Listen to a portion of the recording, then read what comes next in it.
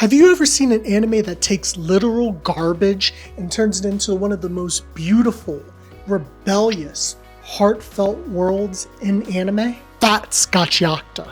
The graffiti aesthetic, the raw emotion, the social commentary, and yes, the central theme of this anime revolves around trash. Sounds odd, right? But I am absolutely loving Gachiakuta, and I'm not alone in this. So what makes Gachiakuta so good? Well, it takes the idea of shonen, it flips it upside down, and spins it all around. And today we're going to talk all about Gachiakuta and why it is so different from your typical shonen. Most shonen follow a clean, glossy art style, something like My Hero Academia, but Gachiakuta does the complete opposite. It's graffiti-esque, very street-inspired, and very rough around the edges, and this is a visual identity you just don't see in anime.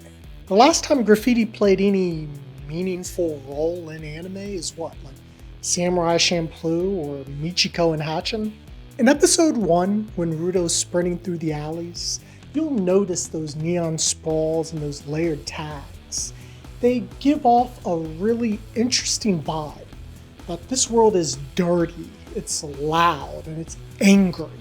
And then we see the pit, and that's where things truly shine. Rust piles, crushed plastics, twisted metals. You can just feel the dirty vibes, and it really makes that environment feel like an actual character in the anime. Gachiakuta's animation embraces chaos and ugliness, and there's a strange beauty to that. Like during Ruto's emotional breakdown, you see the lines get all sketchy and unstable. The frames warp and the outlines fray all over the place. This kind of expressionism mirrors Ruto's psyche at the moment. Studio Bones nailed this anime adaptation because they really honored creator Kei Arana's awesome and magnificent line work. This shouldn't be a surprise because this is the same studio that crafted excellent anime adaptations like Full Metal Alchemist and My Hero Academia. But what makes Gachiakuta so amazing is that this art style doesn't just decorate the world, it rebels against it. Now, most shonen powers come from chosen destinies, mystical energy, and even straight bloodlines. But in Gachiakuta, power comes from discarded objects, like trash, like just literal trash and garbage. But the key here is how it ties to the person emotionally, because the more weight, the more connection a person has to this object, the more powerful it becomes. I like that because powers aren't really coming from whoever's the strongest or whoever's the smartest. It just comes from a level of compassion, and that's just something we don't see in shonen anime. One person's trash is another person's treasure is the literal combat philosophy of this anime. I love how the fights work in this anime because it really is unique. Because look, at the end of the day, you can have two people with the same object, but depending on how they feel connected to that object is going to make a wide difference in how the battle goes. And I think that's just really interesting to really lean into this emotional quality here. And then we have our main character, Ruto, who has the ability to wield multiple objects. And that's really a game changer here. Now, you know I can't not talk about Gachiakuta without mentioning that plunger moment. Now, is it funny? Sure, but it's also genius, right? But I think the true aspect is that it really shows anything can be powerful when you put love and care into it. And I think that's really the main mantra of this power system, and in essence is a big part of this anime. Gachiakuta turns emotional baggage into true strength. Yes, many shonen protagonists come from humble beginnings, but there are very few anime out there that really tackle that idea of social and class inequality. I mean, the only one I can think of off the top of my head is Iron-Blooded Orphans, but that's not even a shonen. So it's pretty bare bones, to say the least. Now, the story revolves around these two separate classes, where the wealthy and pure live above the clouds in a floating city, while all the poor and discarded people live in the pit, which is just filled with all kinds of dangers. And that just involves like living in there. I mean, the world isn't really safe to breathe for many people. You have monsters that live in there and will kill you at any time. I mean, it is truly a barren landscape filled with so many ways to die. I mean, like well over 100 ways to die here. Now, everyone who's deemed impure gets headed straight into the pit, and most of them may not even survive that fall.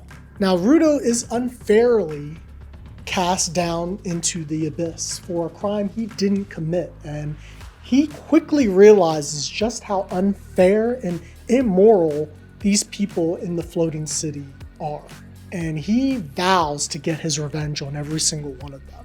Look, these kind of social struggles mirror our world today. The generational poverty, the meritocracy myths, and even the social prejudice. Look, this isn't a fantasy, and we don't always like to hear the real truth, but the real truth is that rejection plays a major role in this anime and the way people live today. And it's no surprise that some of the most popular shows we see today are also making these social issues come to light, like Squid Game for one. However, we have not seen these social issues hit really hard in a shonen, especially one this popular. Look, shonen can be diverse, but sometimes it does feel like tokenism, to the point where you're just trying to spot the foreigner. But in Gachiakuta, diversity feels so natural.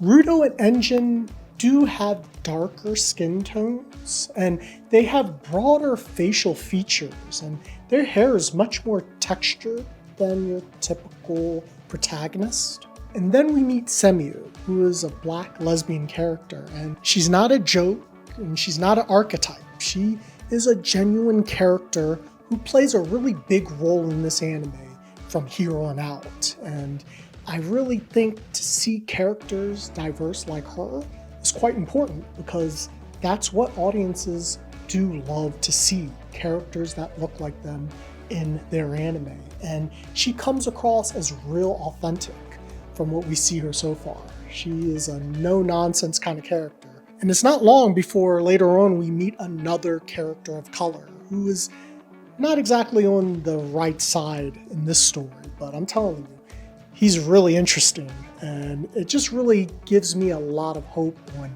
how they really embrace the characters in this story, and it really keeps you wanting to watch. And it makes sense because Urana-san was an assistant to the creator of Soul Eater and Fire Force, and we saw from his characters like Killuk and Oguri that he loves to have diversity in his characters as well, and in a very authentic way. And we see that here in the Gachiakuta. Look, at the end of the day, representation is not an afterthought. It's a voice. Most shonen protagonists dream of being Hokage, the #1 hero, or even the Wizard King. But here, Rudo, he's just not worried about any of that. This guy wants revenge. He's mad. He is angry, and he just wants to get back to some sort of civility. Look, he's now aware of the system, and he wants it all torn down. Now that's punk energy right there. The streetwear aesthetics and the fashion behind the characters definitely amplify it because it gives off that form of rebellion. Look, at the end of the day, characters like your Dekus and your Narutos want acceptance. That's it. But with Rudo, he wants to weaponize rejection. That's the difference, and that's Gachiakuta's soul. So yeah, Gachiakuta doesn't just turn trash into treasure. It turns garbage into greatness. Thanks for watching. If you just can't get enough of me and want to show some love and support, please like this video, subscribe. It really does help. Now, if you want to hear me rebel some more and talk about the sad, tired state of the Dragon Ball franchise, well, I did a video that should be on the screen there or there, somewhere on the screen. Now, don't forget to have a great day, a great night, a great morning, wherever it is, wherever you are, and don't forget, Kokishin Amote Kudasai.